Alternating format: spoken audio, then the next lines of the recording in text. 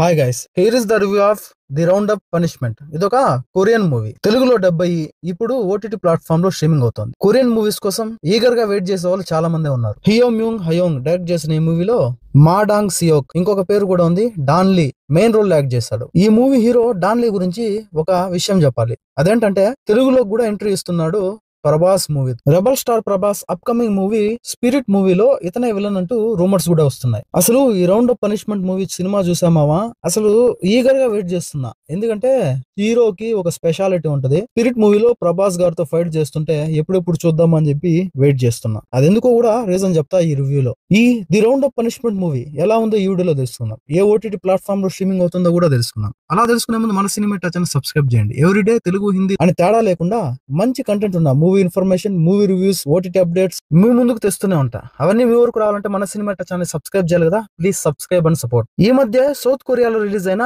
ఇది round of punishment movie commercial గా మంచి హిట్ అయితే అందుకుంది. 2024లో సౌత్ కొరియాలో హైయెస్ట్ కలెక్షన్స్ సాధించిన మూవీగా రికార్డులు నెలకొల్పింది. ఇక ఈ మూవీ ఎలా ఉందనే విషయానికి వస్తే నచ్చలేదు. The round of punishment movie series లో ఇది 4వ మూవీ. ప్రీవియస్ గా ఈ మూవీ సిరీస్ లో 3 మూవీస్ అయితే వచ్చాయి. The round of punishment story ఏంటంటే online gambling, casino, crypto currency మోసాలు చేస్తూ ఉంటది విలన్ మరియు అతని గ్యాంగ్. వారిని ఎలా అయినా పట్టుకోవాలని చెప్పింది హీరో డాన్లీ వెతుకుతూ ఉంటాడు. అతడు ఒక పోలీస్ ఆఫీసర్. సినిమా స్టార్టింగ్ నుండి ఎండింగ్ వరకు ఇదే వెతుకులాట. ఓరి నాయనో, ఈ మూవీలో వీళ్ళ పేర్లు విచిత్రంగా ఉంటాయి. వీళ్ళ పేర్లే కాదు, కొరియన్ మూవీస్ లో కొరియన్ పీపుల్ యొక్క పేర్లు కూడా చాలా విచిత్రంగా ఉంటాయి. అది మనకు నోరు కూడా తిరగదు. హీరో వీళ్ళని పక్కనే తిరుగుతూ ఉంటారు, కానీ ఒకరికొకరు సంబంధం లేకుండా ఎదురు పడుతూనే ఉంటారు. కానీ అసలు నువ్వెవరో నేనెవరో అంటూ తిరుగుతూనే ఉంటారు. మూవీకి స్టోరీ అంటూ ఏముండదు. విలన్ ని ఎలాగైనా పట్టుకోవాలి అనేదే హీరో గోల్. యాక్షన్ సీన్స్ తప్పనిస్తే మూవీలో ఇంకేముండదు. ఆ యాక్షన్ సీన్స్ కూడా హీరో ఎప్పుడెప్పుడు ఫైట్ చేస్తారని ఈగర్ గా వెయిట్ చేస్తారు. ఈ మూవీలో సినిమా ఫస్ట్ నుండి లాస్ట్ వరకు అలా సాగిపోతూ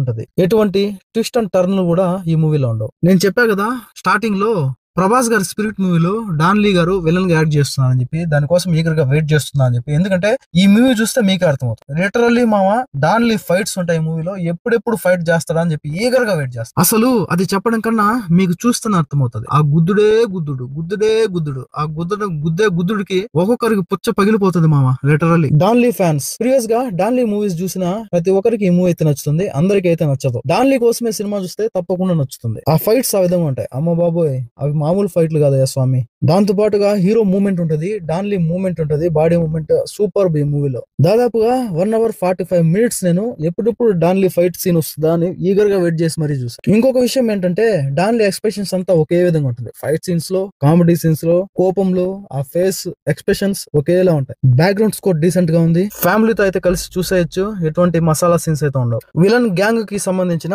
ఒక వ్యక్తిని హీరో అరెస్ట్ చేసి పోలీస్ స్టేషన్ లో పెడతారు. అప్పుడు ఒక గ్యాంబ్లింగ్ ఆడి విలను పోలీస్ స్టేషన్ కు వచ్చి పోలీస్ స్టేషన్ లోపల దూరి ఆ వ్యక్తిని చంపేస్తాడు, మర్డర్ చేస్తాడు. కానీ ఒక సీసీ కెమెరా కూడా ఉండదు. అసలు అది చాలా కామెడీ అనిపించింది నాకైతే. కొరియన్ ఆడియన్స్ కి ఇలాంటి మూవీస్ కొత్త ఏమో గానీ మన ఇండియన్ ఆడియన్స్ కి మాత్రం ఇది ఎప్పుడో అవుట్డేటెడ్ మూవీ. నా రేటింగ్ వచ్చేసి ఈ మూవీకి 2.5 out of 5. నెక్స్ట్ మరొక వీడియోతో మళ్ళీ కలుద్దాం. అప్పటి వరకు stay tune. Please subscribe and support. Thanks for watching. జై